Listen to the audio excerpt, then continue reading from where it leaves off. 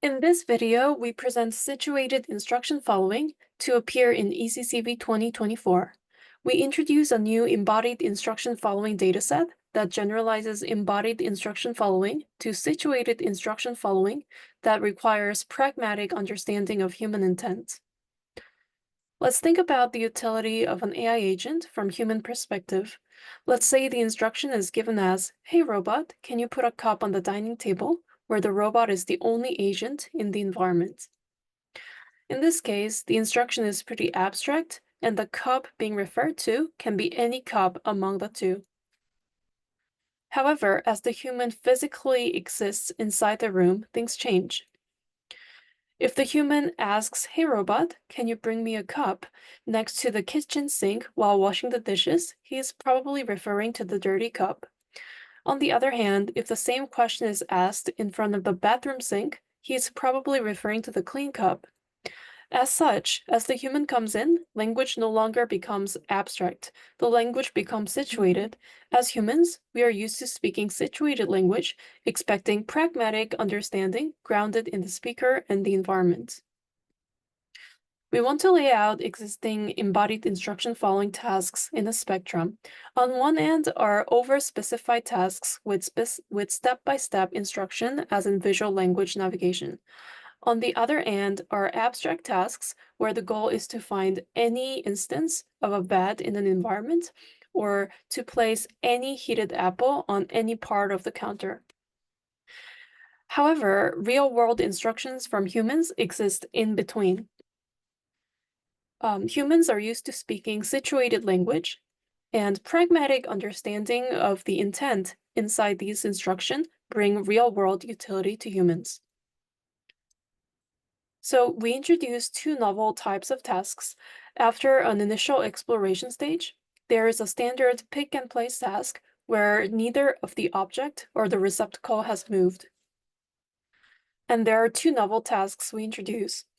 The as-human task is the type of task in which the receptacle is the human and walks away while speaking the instruction. And the as-object task is a task where the object has moved after the exploration by the human. And there are three dimensions of realistic pragmatics in this dataset. The first axis is ambiguity. There can be multiple possible object locations and multiple possible human locations in the environment, which can make the meaning of the instruction ambiguous. The second part is temporality. So the human intent unfolds across time temporally because although it can be ambiguous at first, as the human takes actions, the intent becomes more and more clear.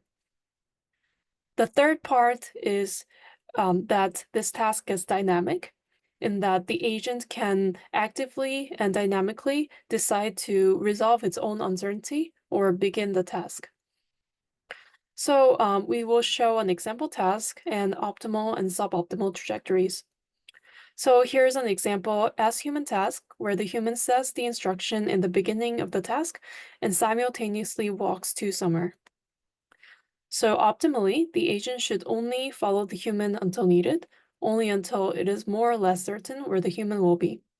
So here's a task where the human says, "I'll be washing my face," and there are two bathrooms in the house, which makes the instruction ambiguous, and the human intent temporally unfolding.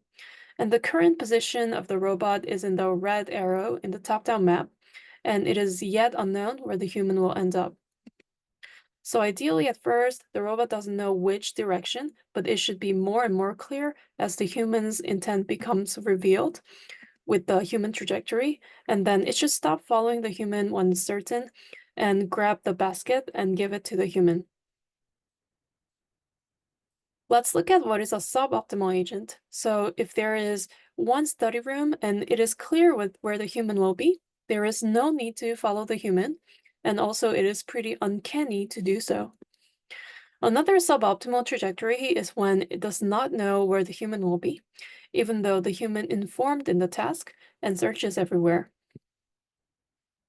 So we introduced the baseline and we introduced a reasoner here, a baseline implemented by combining aspects of many recent works, such as React, Film, LM Planner. We also have the prompter baseline in the paper, but we will only include this baseline in this video for brevity. So basically, this is an LLM planning agent equipped with tools such as semantic map as the global visual memory, and execution policy to execute low-level actions such as rotate left.